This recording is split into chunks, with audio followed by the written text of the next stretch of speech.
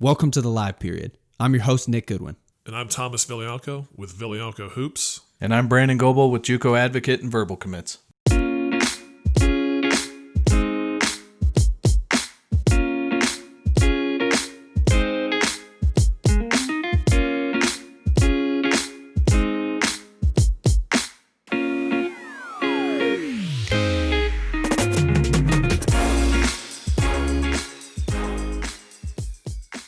Welcome back to the live period. This one is going to be a fun one because it involves a lot of stuff that I do and stuff that I talk to Brandon and Nick about all the time. Player development. We got two great guests on today. My good friend Cody Toppert, who he's played pro basketball. He played at Cornell. He's a big college player, big pro player. And then we met when he was a G League coach. Then he worked with the Phoenix Suns, and he's now assistant coach for the Memphis Tigers. So we got Cody Toppert on, a great player development guy, and we also have Tyler Johnson on, NBA player, was a Fresno State college player, and then played for the Miami Heat and the Phoenix Suns, current free agent. But we're going to talk about how Cody and Tyler have met, and their relationship with training and so forth, and just kind of have an open discussion about all things training and development, and just kind of have a running conversation like we usually do. So let's go. B, we'll start off. We'll go with Cody. If you want to start how you and Tyler met up, how that looked, and just go from there. Yeah, no, I was down in Florida. I was coaching prep school, and I was helping guys prepare for the NBA draft, and lucky enough to have the opportunity to bring Tyler into that program. He'd finished Fresno State, went to the Portsmouth Invitational, and was trying to prepare for his next move. And so he came down. We had a ratty gym with no air conditioning. We had balls that sometimes they were round, but the baskets were 10 feet off the ground, and we were in the gym, 24/7. And his rise to prominence, to me was never a surprise. It was because of his grind. I mean, the dude brought it every single day, and we'd go at it twice a day. It was reps based. It was competition based. I mean, at that point in time, I was still younger. I had hair, a little bit of hair. It wasn't great, but a little bit. A little bit. But we get out there, and to me, we'd mix it up. But we kind of bonded in the sweat element of it, and he obviously took the ball and ran with that. It's a remarkable story because, and I don't want to talk too much on that Steelers Thunder, but. This dude had, a couple offers from Spain on the table, right? And then had to decide, what path was he going to take? And, he honestly, decided that he was going to bet on himself and, turned a summer league contract into a camp invite, and turned a camp invite, into an affiliate position in the G League, and that into 2 10-days, and then ultimately into a career. And everything that I've told anybody, that I've trained or been around, right? You don't want a 10-day, you want a 10-year. And he's someone who's taken a 10-day and turned it into a career, which is remarkable. So when you guys were down there, you didn't know each other before going down to Florida for was it pre-draft? Is that what you guys were when you met up down there? Cody was running the pre-draft over there, and I just got hooked up through my agent, who at the time was Pedro Power with You First. And he had sent a couple guys down that way before, and so we had kind of talked about going down to Florida in that Boca area, just to get some workouts in before maybe we get a pre-draft workout. So they just sent me down there to get some work in, and initially I thought I was going to be work primarily with Gannon at the time. That's what was told. That's the name that was told to me. And then when I got there and I was working with Cody, I remember the first day and I struggled mightily. I was out of shape, and I just wasn't. I don't think I was ready for. I don't even think I knew what I was getting into. But like I said, or like Cody said, we just became closer through being in the gym, and I would try and get in on other people's workouts. Anytime I could have an opportunity to be in there, I was going, because other than that, I was just sitting in a dorm room all day. So it's, it was either that or be in the gym. And, fortunately enough for me, Cody kind of, he was always open to getting work in. So what was it about Cody that when you met him, started working with him? I mean, obviously by that point in your career, you've probably been around 100 trainers, right? The guys coming in and out of gyms and stuff, and just like observing and working with and whatever. What was it about Cody that kind of stuck out to you that said like, hey, this is the guy that, this is who I want to work with. This is somebody that makes sense for what I'm trying to do. Man, just his energy, I'd say first and foremost, he runs around like a chicken with his head cut off. Like he's always trying to get on to the next thing, And so I think I just respected his energy, for the most part. And then, as time got on, I was just doing stuff that I had never, done before. And what he does a really good job of is, creating that muscle memory for your basketball muscles. You get some guys who will just get you in there, pound the basketball, we'll do it like this and blah, blah, blah. But he had my mind working as well as, working my basketball muscles. And then I could just tell, when I would come in and, play some 5-on-5 or some 3-on-3 or some 2-on-2, everything just felt tighter. I just felt like all my moves were tighter. I felt like I knew what I wanted to do and I was able to do it. And so when you kind of see that progression, little by little, you start to buy in more and more to what that guy is saying, because you get a little bit more confidence and that guy starts to know how, your brain works, and he starts to know what buttons to push to get you motivated and get you going to that next level. Yeah, and what's funny, right? So he mentioned Gannon, right? So Gannon Baker is kind of like my mentor in skill development, and obviously he's kind of the guy, the godfather of it, who really showed that you could make a living just doing skill development as a job, right? He was kind of the first guy to do that and have all the videos and things of that nature. So it's funny, right? The marketing stuff. Yeah, come on, train with Gannon Baker, and he shows up and I'm here, But the other thing about that too, you're right. He said he was getting in on other guys' workouts. I mean, that class we had Scotty Wilbekin, right? He was I think was he like player of the year in the Final Four? Did Florida win it that year, or they got to the I think it was Final Four, right? Yeah, it was like Scotty Wilbekin. They got to the Final Four. Great player, right? Has had a great overseas career, right? We had Joe Jackson, who was a former McDonald's All-American, right, at Memphis, who played in the G League. Like we had some guys in there where it's like, honestly, you look at like the list of names and, coming in, there are certain guys, right, who come in with names, right? And I tell everybody, I coached 6 McDonald's All-Americans in the G League, right? Tyler Johnson wasn't a McDonald's All-American. So you go on the list, you got Scotty Wilbekin, we watched him on TV all the time, right? Fresno State, my mom and dad know him because they followed the Mountain West Conference because my brother played for the New Mexico Lobos. But like when you think about that, this guy wanted to get in those workouts with whoever. He wanted to challenge whoever he could.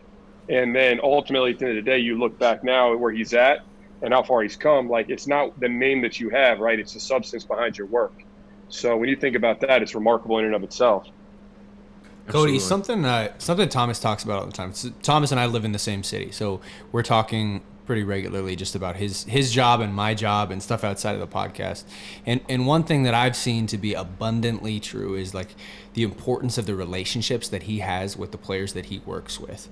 Can you speak on that a little bit? What that relationship building looks like to you and how much you value that? Yeah, well, I think that, Tyler hit the nail on the head, and you can talk about it from his perspective as well, right? If there's no trust, right, then how are we going to get anywhere, right? We're going to be running in the mud, And, not everybody works well with everybody, right? So you've got to find kind of that vibe, right? Like, and not everybody can be coached the same. And, to me, me and TJ here, we bonded over the sweat that we put in through being guys who were maybe undervalued, along the way, like me in my coaching career, feeling the same type of way. And, the irony of it all is that, we go from pre-draft to fast forward to last season when he got traded to the Phoenix Suns, like now, like I'm his coach, right? Like, and that's kind of the funny thing. We came full circle, right? To where we're in the gym, nobody knew who we were.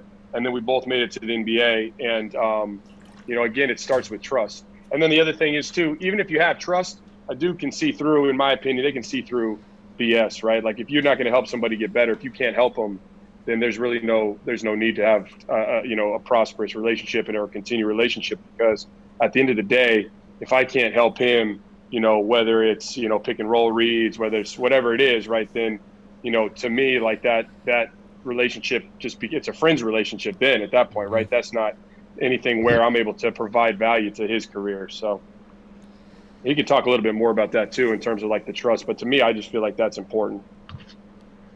Well, Tyler, what do you see? Because I starting to work with more my college players getting professional and some of the NBA guys that I work with. Like, what does it look like for you being an NBA player with all the stuff that you see? Like having somebody like Cody, like that's got to have a really good feeling for you. You're like, you know what? I've seen so many bad people, fraudulent people that try to do all this stuff, but I know Cody's true to his word, and we've done real stuff. Like, what is that like for you compared to, maybe other guys or stuff that you've seen?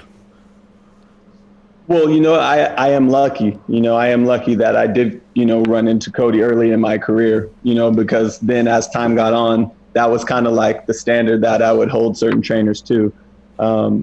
And then again, with him being, around other guys and having an ear for it, I would, I'd ask him, how's this guy? Have you heard of this guy? And so I was lucky enough to have somebody to lean on. But, I guess it's different because when I first came in and when I'm in college, my fault. When I first come in, I'm in college, then I'm just looking to get in with anybody. I'm just anybody who will take me and give me the time of day to work me out. I'm in there. And then as you get older and I've been in the league, it's a little bit different because now it's like, I may be in the Bay or something like that, and I just need to get some work in for a little while, right? And then as soon as I come in, you see a camera guy, right there, and you're like, all right, I know what this is right away. We haven't put in any work. I don't even really know you like that. And first thing you do is you're bringing a camera guy in. So it's like, I already know what you're about. Like, I'm still down to work. We got a gym, we got the basket. So I'm always down to put the work in. And I feel like also most trainers, regardless of the level, some are good, some are bad. I try and look at it as maybe they can give me one thing, one drill, one thing that I can take away from it.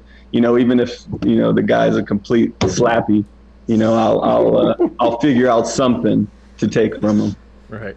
I think that's probably like a perfect transition point to something that we had talked about pre-show, something that Nick and I are always asking Thomas about, and we're having these discussions with this training game that is out there, right? Like it's like in a lot of other industries where you have legit people, you have fraud people, you have whatever, but like training is a super interesting world where you can have no like actual skill level to it, but if you market yourself, you can find a place in here where all of a sudden you're a name and you're an image and people want to work with you. And it's this weird thing where, well, we were talking about being a player and a trainer, right? And I'm of the opinion that, as a scout, like, I wasn't a player, but like I have a skill set where I can recognize certain things and I can see things and I can see how that fits into this bigger picture, but I can't teach somebody to play, right? I can't work. It doesn't matter for me. It does not matter how much I try. I can't, because I've never had that experience of recreating that drill in a game where I need to be able to teach you the nuance of a certain skill or something like that.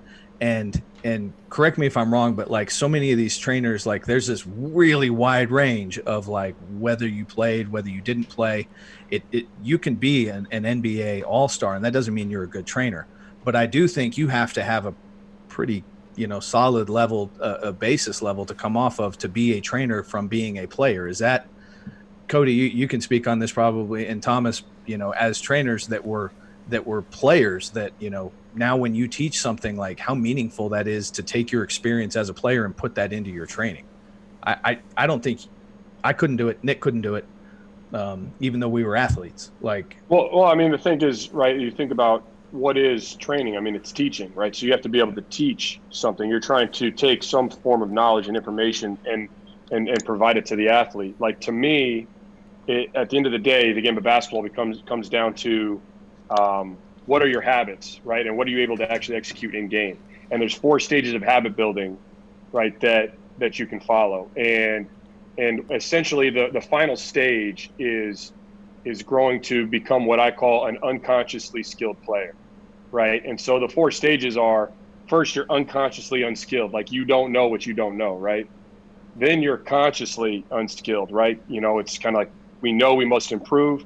Then you're consciously working, right? We're working on whatever it is they're working on. But until you're unconsciously skilled, you don't think, you react. Until that point, like whatever we teach you isn't in your game.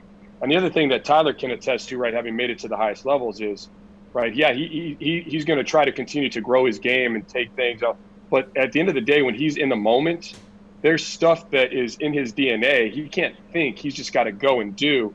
And if the skills that he has aren't on demand like that, boom, right, then the window closes. The pass isn't open, right? The shot's not open, right? And now that's when you're not going to find success in the game. So at the end of the day, we're teachers. Now, do I think having a playing background to do this is integral, or what level is required? I mean, I think it's like anything, you know, it just depends, right? You know, you got, you know, Jeff Van Gundy, right? Little bitty guy hanging on Patrick Ewing's legs. I mean, elite coach. You know what I mean? Or well, I think there's a difference between coaching and training, though, right? Like, well, I think, but at the end of the day, right? There are like training and coaching. To me, that's where people separate it too much, because if you want to be just a trainer, now all of a sudden, okay, we're doing all these fancy moves around a cone. But my philosophy is bones over cones. My philosophy is that the game of basketball is about decision making. Right, there's skills concepts, right? Yep. There's skills, and then there's like concepts, right? And so those are 2 entirely separate things. You can't blend those together and give Tyler, you know, a paintbrush and let him go to work and paint his picture the way he sees it. Then, you know, we're nothing more than teachers at the end of the day. And I think that too many trainers have a lack of understanding how training and coaching go together. Because if you don't know where the low man's going to be on defense in a pick and roll, if the team is tagging or not tagging, if the big man's going to be at the level or screen in a drop, then everything that we're teaching him is all for naught anyways. That's true. Cody, what do you, I mean, this is something that, I don't know, I've always thought ever since I started training and growing my business, you have to be able to teach young kids. It's not just you get a 26-year-old, all world player or all-star player coming into your gym. Like, yeah, you can help them out. I think probably more mentally. You can kind of collaborate more because, all right, they're an NBA All-Star. What can you really help them with? Probably more the mental side, or maybe a few little things where, to me, if you can teach a 6th grader, 8th grader, 9th grader, 10th grader to be able to shoot and read screens and read and react and all that stuff, to me, that's a true sign of somebody that's a teacher, like you said, but like a true skill developer. Because you can have people come in and be like, hey, you're good, you're good, you're good. Let's play some pickup. Let's do a few shooting drills. Yeah, we got after it. You know what I mean? Oh, yeah, no, for sure. Like, to me, like, the foundation is like, you know, we talked about a foundation of a house, right? Like, that's the structure that keeps the house standing, right, through thick and thin. If you don't have a foundation, you don't have a chance to get to those next levels. And, you know, when you work with a guy like TJ or you know, you've got a guy who comes in who's already successful to a point, right? The tweaks become minor, right? You know, like they're micro adjustments, right? And things of that nature, because the foundation is already built, right? Now you can do some cool things with that, but at the ultimate end of the day, right? Like, you know, the biggest compliment that Tyler ever paid me was when he brought his younger brother to train, right? What was Logan? He was like a 9th grader or something like that, Tyler, right? You brought Yeah, he might have been younger. Yeah. Might even been younger than that, right? So he's an 8th grader, and Tyler said, man, like, we need to get you down here because we need to work on your foundation. And now his brother plays at St. Mary's, is a heck of a player. He should be a Memphis Tiger, but, you know, we'll talk about that on a different pod.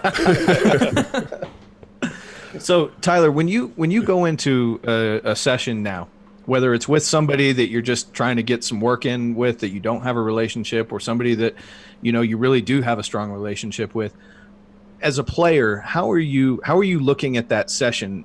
Is it more just getting, you know, your normal repeatable routine and just continuing to work on that muscle memory, or are you looking for, you know, adjustments and changes to make? I mean, there's obviously just like regular workouts where you're just getting a sweat in, but like when you have one that you're trying to kind of look at and say like, hey, I need to improve today, how do you approach that as an NBA guy? And, you know, I can't say that there has been one school of thought on this, because for me, it's actually changed over the years. At first, you're so young, you have all this energy. And so it's like I can be in the gym for 3 hours and just, go to work for as long as I would like. And, I assume I want to get better, but, it's more of like, maybe competing against myself or, Cody, implementing things that a lot challenges me. And as I've gotten older, it's like, hey, you can't be in the gym for 3 hours. You can't be in the gym for 2 hours. Man, we have an hour 15 to really get some work in. So as a man, as a professional, as soon as you step on that court, it's all business and it is all about, okay, what can I take from this session? Because I'm taking time away from my kids. I'm taking time away from, my family to actually put this time into the gym. So what am I do? If I don't come in with the right approach, I'm now wasting Cody's time. I'm wasting my own time, and I'm wasting my kids' time now. So right. Now I have an added element to it. So it's kind of become more focused, I guess, right? Like your approach each day. That 60 minutes probably means more now than when in college. Do you think if you look back at playing in college or when you were first coming into the league and you would have those 3-hour sessions, was there anything that you would change where you say, well, maybe if I could go back, I would have shorter sessions, but more focused, like more meaningful, more whatever? Or do you think that that's just something that adapts like as you get older? I mean, you definitely learn it as you get older. Some people do. I won't say everybody. I can't speak for everybody, but some people do. I think probably I would maybe change my interactions with teammates, because there'd be times I would go in and it's like, we're all kind of tired, so we're just like, laughing, joking, trying to get through it. As opposed to understanding that if we're going to spend our time there, if we're going to take the time out of our day to actually do it, let's do it right. Yeah. And that was actually told to me as I got older. I think Chris Bosch hit me with that, and he was like, we came in on a day where we thought maybe we should have off, but we were up in the practice gym, and I said so, I'm trying to be whatever funny. I try and complain about it, whatever. And he's like, hey, well, you're already here, so you might as well get something out of it, right? I was like, all right, my bad. All right, I'll shut up. Because that's coming from a champion. That's coming from a champion. So I shut up, and I was like, then we had a great practice, came in the next day and got a really big win. And so it kind of put a lot of things in perspective. Well, I'll say this too, right? One thing that people don't realize how hard it is to play 82 basketball games. Like, nobody understands. I don't care how much you love the game. At some point in time on a February tail end of a back-to-back, like, you're going to wake up that day and you're not going to want to play basketball. And I don't care how much you love the game. And that's where you got to be a professional. And that's also where, kind of early on, even when me and TJ were working together, like, nobody was talking about load management, right? But, when Tyler would get in the gym with me, like, 6 years ago, whatever, no stretch, and this dude's going up, putting it through his legs and, dunking it, right? And it's like, that's unbelievable to think about how explosive he was. But think about, the career progression for him, how many games are on his body now, right? Like, there's an expiration date on everybody's career, right? We're all try to push it back as much as you can. Like I always tell people, a career is it's like a jug of milk. At some point in time, it goes bad, and so he's got to be real strategic. The older you get, the more games on your legs. Like, think about a dude like LeBron, how many games this cat's played, how many minutes he's played. Like, that is a grind. So now when you get into your player development sessions, you've got to be that much more crisp. What I've done now is I've got them separated into three general categories, right? Brush your teeth, water your plants, sharpen your sword, right? And these are different variations of like load management in terms of, how the drill is going to be implemented. We can't just run these guys to death. We catch Tyler in that February off day or whatever, and he wants to get work in, right? Like, we got to be mindful of his legs, because the next night he's got to go out there and he's got to defend Russell Westbrook, right? Like, we don't have to do it. Yeah, it's way easy for me to tell Tyler, hey, TJ, go run up the – no. We got to be conscious of that stuff, right? So for me, like, I've tried to segment my drills into those, right? Sharpen your sword. Now that's where we're adding a new tool to the toolbox, right? But the water your plant stuff, real low impact, high repetition. Brush your teeth, more like the calibration stuff. kind of a routine-based thing to just get you in the right mental state. And, to me, I think that we just got to be more conscious of, how the game impacts these guys' bodies. And if you haven't gone through it, you have no idea. Don't forget to like, share, and subscribe to the podcast. iTunes ratings and reviews are also extremely helpful. Your support is what helps us move the needle and keep this thing going. We love and appreciate all of you. Now, back to the show. Tyler, what would you say to a young player who's maybe starting to look at a skills developer for the very first time? Like, what are characteristics that, and we've touched on this a little bit, but like, what are some characteristics that you looked for early on? Like, what would you look for now? I guess now it would be a totally different answer than if I was younger. When I'm younger, it's just like if somebody opens the gym, I'm there. Right. If they rebound, even better. So it's it is a little bit different. I'd say that you have to find somebody that you trust. For the most part, we all have an intuition. We all have something where, if you worked with somebody a couple times, you'll know if you have a general feel like, hey, I feel like this guy has my best interest in mind. Mm-hmm. And, or he wants me to pay per session, and, he wants to collect a steady income, right. Or he's trying to market it or whatever. You kind of, even as we got to give younger guys credit that they'll have an intuition on that. So I would say find somebody that wants you to be successful, and they are out there. They are out there, but it's not as easy as to say, like, you call up the first person and that's going to be your guy forever. I'm sure there's coaches, getting back to the point from earlier, coaching is training. Like, there is a lot of guys who are in high school or who are in AAU who their coaches do end up being their skills trainer.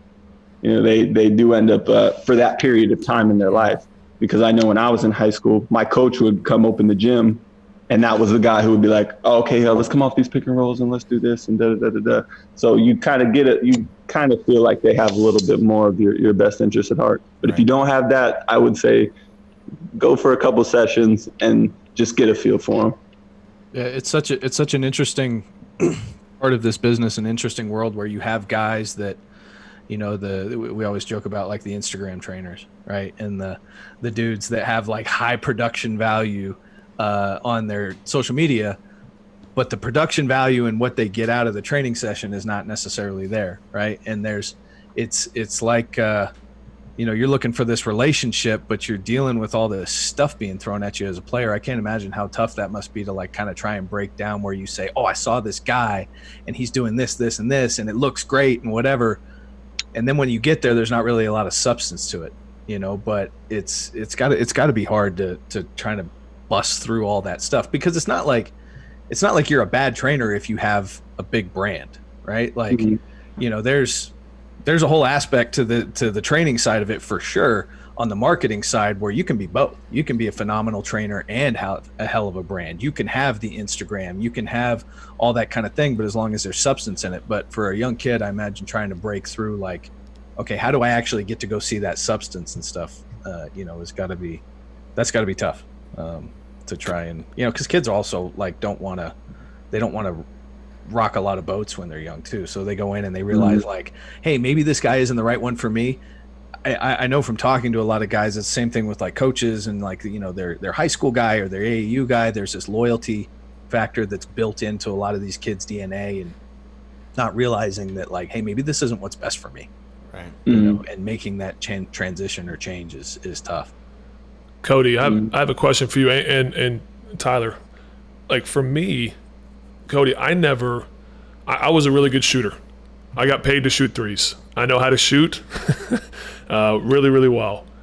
I wasn't teaching shooting when I first started doing my development stuff. I wasn't saying, hey, do this exactly like me, because I played just like you guys. You play with guys that have had way different shots, but they've put in 1,000,000 reps, and they trust their shot. They know the mechanics, everything. But I started about 2 years ago because so many kids, their shots are terrible. And then I know there's a lot of trainers, like we talked about, that how are you going to teach shooting if, like, you can't shoot? Like, you don't even know how to shoot, and then you're trying to teach kids how to shoot. Like, maybe Cody, you start with it. Like, what are your thoughts on teaching younger kids, high school kids, even college players, like how to help them with shooting? And then what do you look at if you see a trainer that says, hey, I'm this big time trainer, I'm a pro trainer, and then you look at him, it's like, dude, you've never played basketball before, and I bet you can't even make a 5-foot shot. Like, Cody, what would you think? Yeah, I think you know, the interesting thing about just all this in general, right? It's like, well, or you look at, you know, whatever, I'm a 6'4" dude, I'm a guard, right? And I work with big guys, right? So now I'm teaching DeAndre Ayton how to roll or something like that, right? Like, oh man, this guy's going to teach me how to roll. Are you kidding me?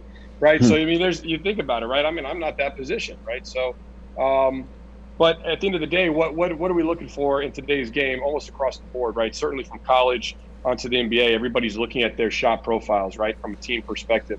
So the shot priorities are now, you know, free throw, rim, corner three, above the break three, right? And that's pretty much like a done deal, right? That's kind of cemented. So the 3-point shot has become extremely valuable, which means that there's a huge premium on shooting now, right? So, and I think at the younger levels, you know, if you can't shoot, you can't play. If you can shoot, you can make up for a lot of things, you know. And I mean, there's always a big joke, right, going around, like you get a guy, right, because a lot of guys, right, they'll say, hey, man, Cody Toppert, he might be able to shoot, but hell, he can't guard his shadow. I might not be able to guard my shadow, right? What's my pick and roll coverage? Make 5 threes, right? Now there's maybe a place for me on the floor, right? So to me, it's like one of those things where, you know, shooting is one of the most important skills, right, that you got to have, and that's a huge foundation piece. Now, the more reps you get in, the harder it is to change anything, because once you build a habit, it's going to be really hard to go back and change it, right? But with that being said, I've always found that everybody has the best version of their shot, and nobody's shot is like another dude's shot, right? Like, you know, my shot might be like perfect, like right over my eyebrow or whatever, but like, you know, we had on our team in Phoenix last year, Mikal Bridges. Well, this dude shot 45% from three from college, made over 70 each of his, you know, 3 seasons there, and his deal's coming around here. So it's like, well, how can we find what's the most efficient version of his shot, right? So it's all about small, different changes, but at the end of the day, it's a make or miss game, right? You're going to make it, you're going to miss it. Who's going to go tell Reggie Miller not to do all that type of stuff? Nobody. You'd be an idiot to do that, right? So I don't teach the game in absolutes, because I don't think the game functions in absolutes. To me, it's an art, not a science. And but at the same sense, like, we can help clean up some little things. So like with Mikal, he always brought it around like a big, so he tried to just bring it straight across. Just a little bit, hey, that's a little bit faster. Maybe you can get it off over an NBA closeout easier. Kind of get him to that same important point, because the stuff that happens before is kind of however you get to where you're comfortable shooting from. Where's your release point? Exactly. Yeah. I remember with Tyler early on, when the 3-point line, like, he comes out of college, we move it back, right? He probably doesn't really, I mean, he tend to shoot lasers like darts, right? So he had like a low trajectory because of his release point, right? So the whole thing was get your elbow over your eyebrow so you got more arc on the ball, right? Because he was never missing right or left. I mean, Tyler Johnson was shooting it straight as an arrow every time. So it's like anytime he was missing, it was typically short. So now you just got to get it over the top. So now we just give him some little trigger, right? Legs, lift, whatever it is. And then we figure out how to incorporate that and rep it out so it becomes a part of his DNA. You know, and I mean, this is a dude that's played his whole career. I mean, every time this kid's gotten up to bat right here, I mean, he's hitting from behind in the count. 0-2 in the count, you know what I'm saying? And he's up there hitting home runs, right? So he's got a small margin for error, and he's been able to operate in that window, which is the other part to me that's remarkable about his journey, is his mental resolve to be able to execute in those moments at the highest levels without somebody who's been a 5-star guy all the way through, right? Like, I mean, that's remarkable in and of itself, that element, the mental side. People don't talk about that enough.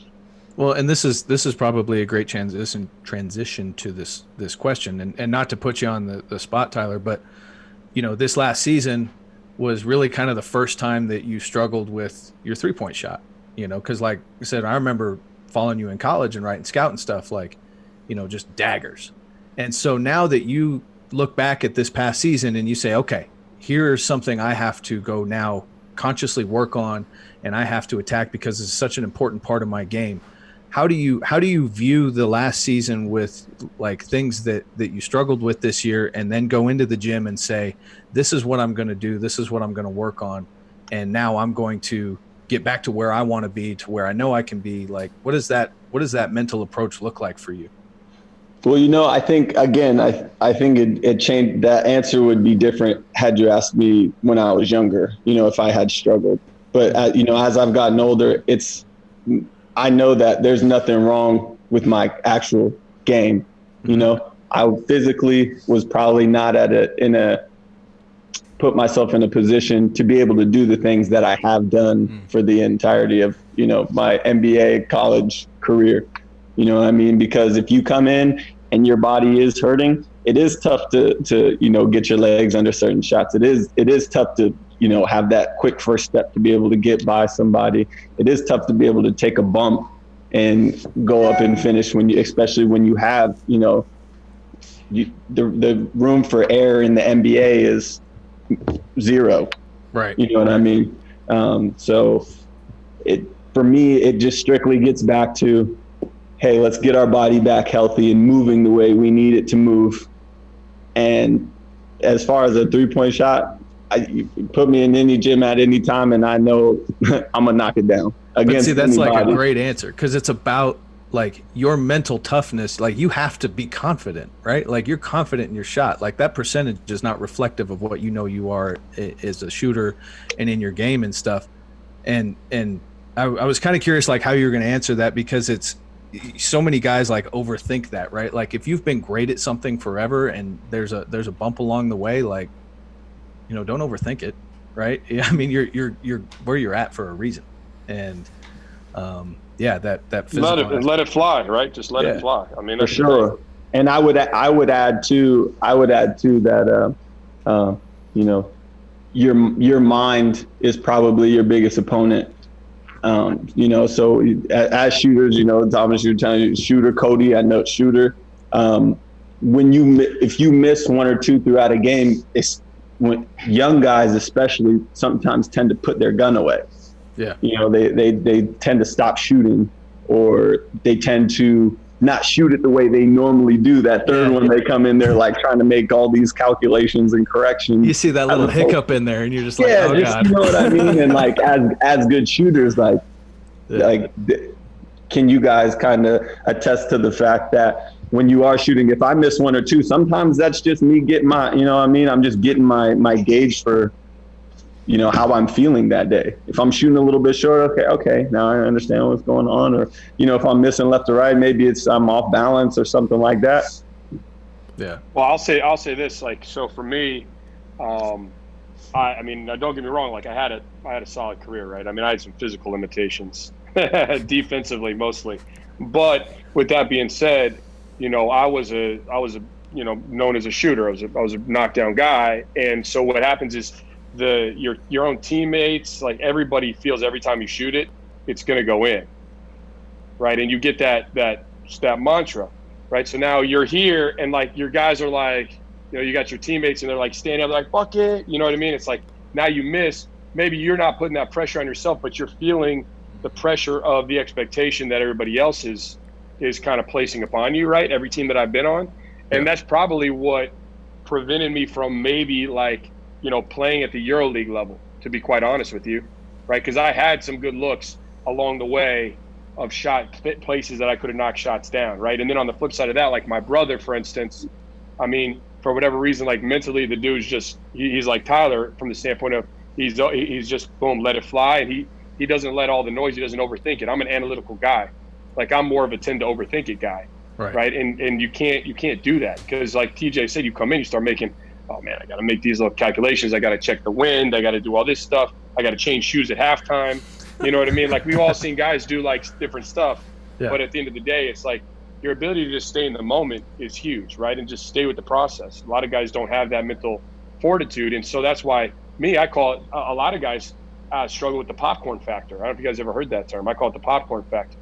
And I say this because anytime you smell popcorn, you know we're about to play a real game, right? They're popping popcorn. There's going to be somebody in the stands, right? And so, you know, because you just know it's different. You go into the arena, we're playing basketball today, baby. I smell the popcorn. Oh my God. And, That's you know, awesome. there are guys who at 10 a.m., I mean, they're going to knock down 85 out of 100 shots. And then we get to 7 p.m. and you're like, man, where's this dude at? He's a shell of a man, right? And everybody wants a 7 p.m. player. Nobody wants a 10 a.m. player.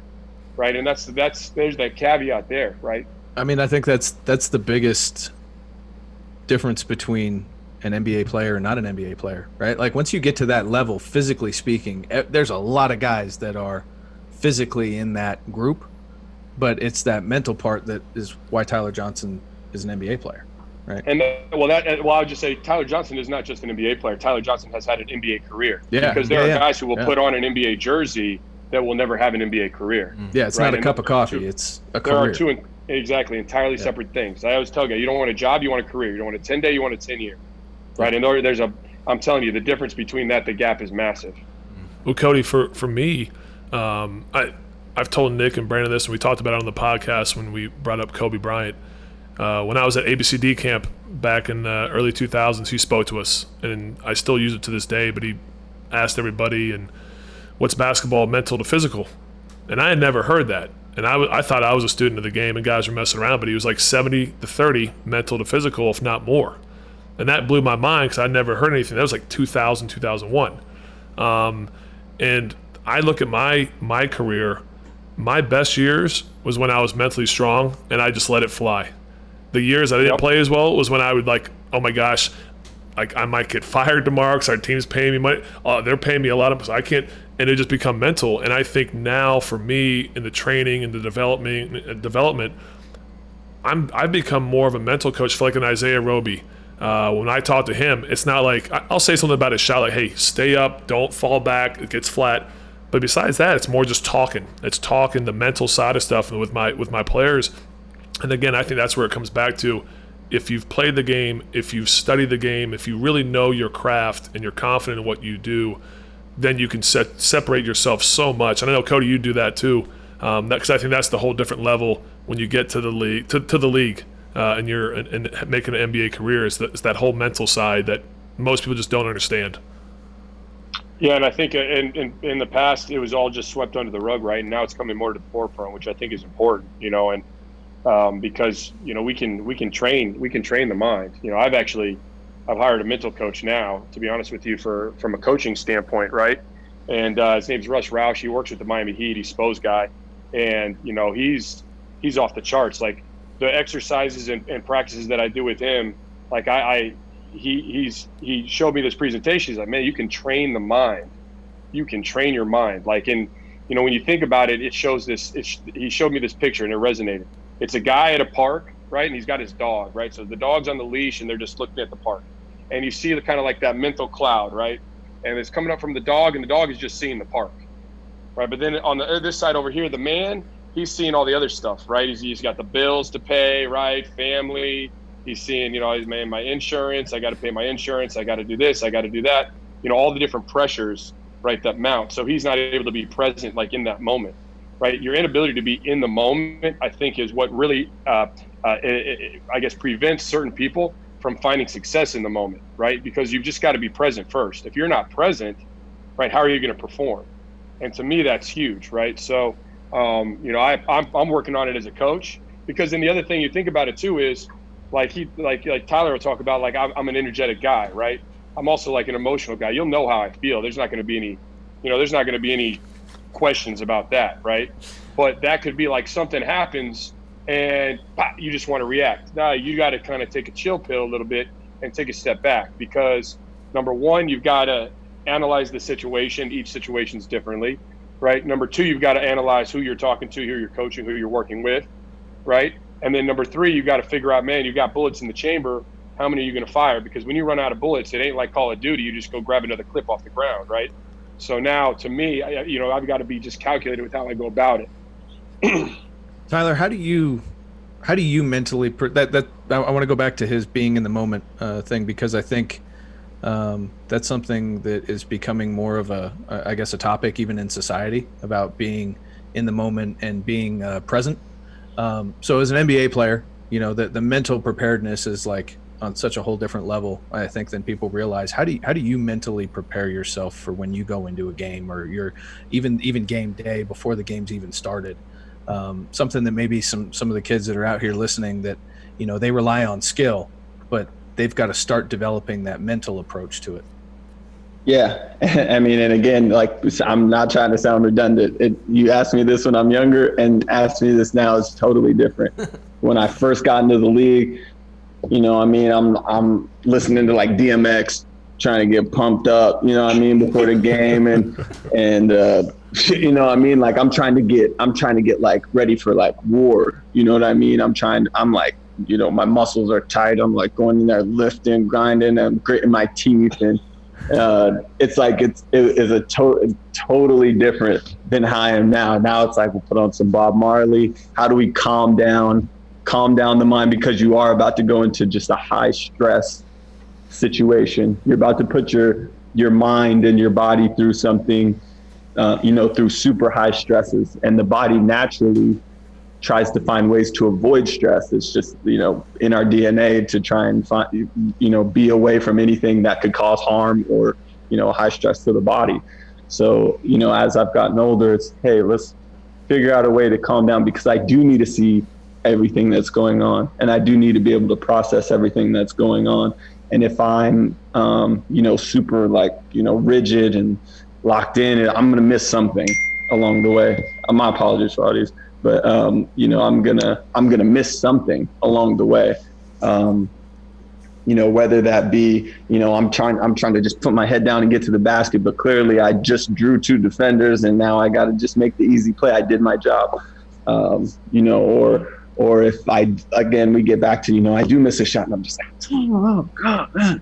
You know what I mean? And it's not just like, all right, hey man, did you get a good shot? Did you get your shot? Did you get a right shot? Did you get one that you know you can make?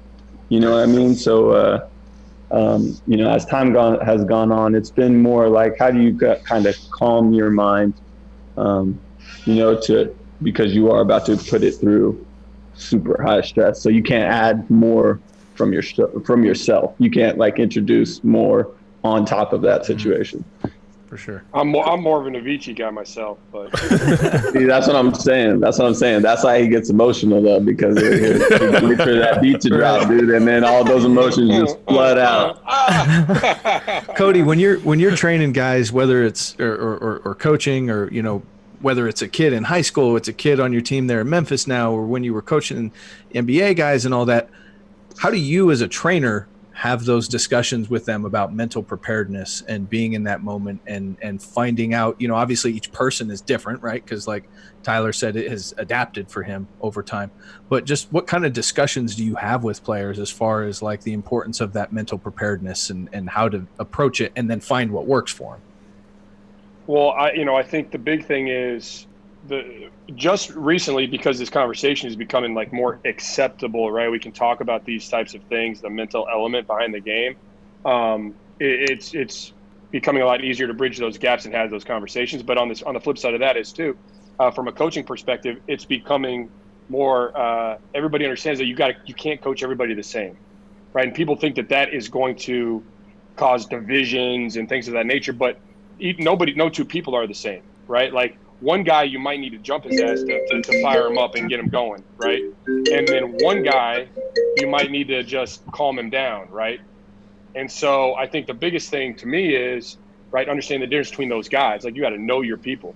Like, for instance, like we got a couple guys on our team now, like one guy he has a bad shooting game. So before the next game, like, what's he want to do? He wants to get in there 3 hours before, and he wants to It's like that's like what TJ was. That's winding him up more, right? So now it's putting more pressure on the next shot rather than just chill. We're already on to the next. Like, it's all good. You know what I mean? And I had to have that conversation with a couple of guys this year. I mean, Thomas was at one of our games where, you know, I got the Ray Allen bus that comes over, but you can abuse the Ray Allen bus, right? Yeah. It's there to serve a purpose. It's there to, you know, to prepare you, to put you in a calm state of mind, not to wind you up. The Ray Allen bus is getting there several hours earlier, just for people that don't know. Yeah, exactly. Right. And that's the thing too. You don't want like certain guys, that's not the MO. You know what I'm saying too. And so, and it's not appropriate for them to rock it, you know. Golly, I think it was Penny maybe said recently, I mean, no, there was only one time in his career, whatever, he didn't take the first bus, because at the NBA level, there's 2 buses that go, right? There's a first bus and there's a second bus, you know? Mm-hmm. Penny was saying there was only one time in his career, and he was like, I think he might've been sick or something, that he didn't take the first bus. You know what I mean? Mm-hmm. And so he was a first bus guy, but there's other guys that, hey, they're second bus, man. They're gonna, they're rolling in, and to me, you just got to find what you're about. Like, where's your deal? Because a lot of people don't realize, like, before NBA games and stuff like that, guys are like lifting weights. Like TJ would get like an activation lift in, right? And so there's a science behind that. But in the same sense, at the end of the day, if you're not performing during the 40 minutes or the 48 minutes, you're going to be finding a different profession pretty quick anyways. Right. Well, before we let you guys go, both of you, same question, and we'll start with you, Cody. For players that are listening to this, obviously there's all of this collection of knowledge that you and Tyler have acquired over your career and stuff, but just something that maybe has stuck out to you recently that you've been thinking about that you think would be important for players to hear as far as their own like personal development, whether it's mentally, physically, whatever, that you think is important for them to be thinking about, going into this week as they hear this podcast. Like, what's something that maybe they could be more mindful of that you've seen in your career that is something that's important?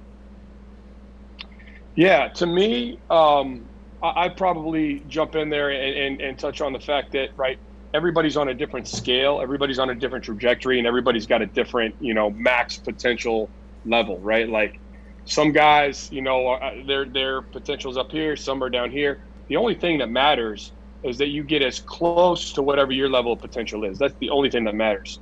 So what you need to be doing every day is just chase the best version of yourself, right? And lose yourself in that process. I always equate it, and I'll equate it back to us here at Memphis, right? Like, I would say, don't come to Memphis to win a national championship. And people are like, well, what are you talking about? Like, if you chase wins, right, they get further away, right? Those times when you go to the free throw line and you say, man, I got to make this, I got to make it, or don't miss this, even worse, right? Those are the ones you're bricking, right? But if you go there and you're focused on that process, you're process driven, you're saying, maybe it's my elbow's got to be in, right? If I'm an elbow guy or whatever, I got to have a high release, or focus on my breath and my routine, or whatever. You lock into those things, you chase that process, right? The results will come, right? And so to me, everybody should be chasing the best version of themselves. We shouldn't be out here comparing and contrasting. Different careers take different arcs. You can go to Fresno State and you can make, $50, $70 million playing basketball. It's been done, right?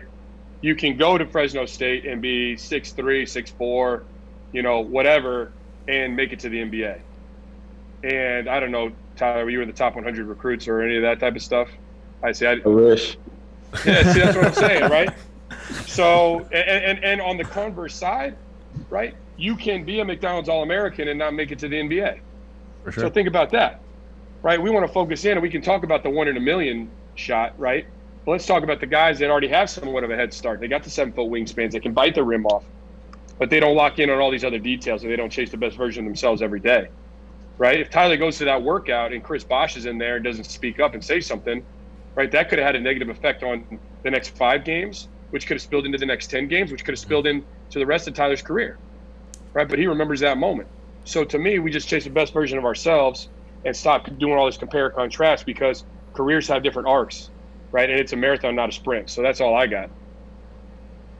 What about you, Tyler? What's something that you think these guys, as they go into this week, something to just be mindful of, that some advice that you can kind of pass along to them? You're on your own journey. Everybody's journey is different. Some people's opportunity comes up sooner than others. It just matters if you're ready for it. You're going to have a lot of people you run into who are going to tell you what you can't do, what you can and can't do, who you can and can't be. Because to everybody, I was not an NBA player. Everybody, if I said it, it was laughable.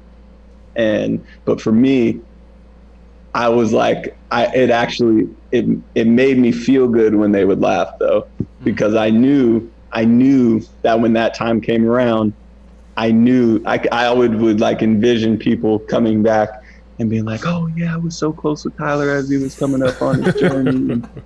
And I couldn't wait to be like, who are you? But I just say that, there's going to be a lot of people who tell you what you can and can't do. And usually that comes from them not being able to do it themselves. And so, the people that are like that, if they call themselves your friends, they're not really your friends. Get away from those people. You have to find it. You have to put yourself in the best mental frame possible. So you just eliminate negative energy and continue doing what you're doing and continue your path of success, because most of the time it comes, that moment comes when you're least expecting it. It'll never happen how you exactly think it will. Maybe it's right as you were about to give up, or maybe it's just as you did, and that moment came by and now it's past. So, you know, eventually it will come around. So just keep grinding. I wanted to say this real quick, and Cody, I guess this is more for you and me, but Tyler, you can jump on as well. We face, I don't know how much you've faced this, Cody, in all your years of player development. And I don't think I face it as much, at least I don't hear it, but I know it's out there. Cody, what do you think when someone says, why would you go to a trainer? Why would you even do that? That sounds so stupid. Go out in the blacktop and shoot. You have a high school, you have all that, and you got people that, in any form of business, you're always going to have haters. But, like, I want to know your thoughts on that, because I have my own thoughts on it, and I'll share mine after you say yours. But I always find that interesting when people are like, dude, you're going to a trainer? Like, come on. And then I go into many things, which I'll let you speak on first with your thoughts. Yeah, I mean, my thing is, you know, I would have been really hard to learn calculus without the teacher, right? Even if you gave me the textbook, right? I just sit there with the textbook, I can thumb through it. I don't know that I would master calculus that way. You know what I mean? Same thing with like speaking another language, right? You know, so to me, right, just having someone to guide you on these things, right? Like Beethoven may have like looked at a piano, right, and just been like, boom, I can see it and it just happens, right? Like certain people are like born for this. I get it. Like LeBron, like he woke up and it was just boom, right? It was there. But for the others, right, you've got to have a path and you've got to have a journey. And on that journey, right, there are certain things like that you can take from other people that can help you ultimately get to whatever that destination is. Like I said, we don't know what it is for each person. So to me, I think it's incredibly important. I was blessed because both my parents played college basketball, right? And so that was, you know, we were doing shell drill when I was like 10, right? So I've been the lone man for like 25 years, right? Like it's messed up, I know, but you know, but I love it, right? And like so that was what I had. I had a trainer that happened to also put me in timeout a lot. And so to me, like that, you know, you have to have that help. Somebody's got to give you some kind of guidance along the way, because, you know, for those guys that are like on that intermediate level, right, it could go either way, right? Could help give you an advantage, right, if you can find the right one. And that's the same for me, Cody. My father played, you know, in the 70s with St. Bonaventure, so he was my trainer growing up, and I'm on the same line as you. Like, if I need to learn this, how am I going to learn it? If I'm going to go to a weight room and I need to lose 25 pounds, you get a trainer. You need a financial advisor because you know a little bit, but you want to know more. You get a financial advisor. I think it's the same thing, and I don't think it's a bad thing at all. It's like, oh, this kid, his dream is to do this. How can he get there? Well, he's not doing it on his own because he doesn't know what to do. You know, so then you have to find a resource that you trust when you do it. So on that note, man, guys, I truly appreciate Cody and TJ coming on. TJ, I know we'll see you on a roster soon, man. We hope the best for you, especially when all this COVID-19 stuff kind of slows down and you are on a new path. And I think it's pretty awesome to see you guys coming on together. You met 6 years ago, Cody? 6, right? Would it be 6 years? Yes. Yeah. Something like 6 years ago. Yeah, for sure. And I think that just shows what this episode's about, is that you guys met, there was a connection there, and you're still a part of his life 6 years down the road. And that is why you do what you do, Cody. And that's why TJ's super appreciative of what you've done for him, and vice versa. And it's the same what I do with my players, man. There's nothing better than having a kid send you like, hey, I just graduated college. Thank you for everything you've done for me. Like, that gets you in your feels, and that's something money can't buy. And I try to tell people that. They don't really understand it, but that's why I do what I do, is to help people chase their dreams, whether it be in basketball and life. So, Cody, can't wait to see you soon, man. We'll hopefully come down to a game, watch you and Penny, and get after it. And TJ, hopefully we'll see you playing soon and be at one of your games and all that. So, guys, thank you so much. Thanks, Thank you for having me on. Thank you, everybody. All right.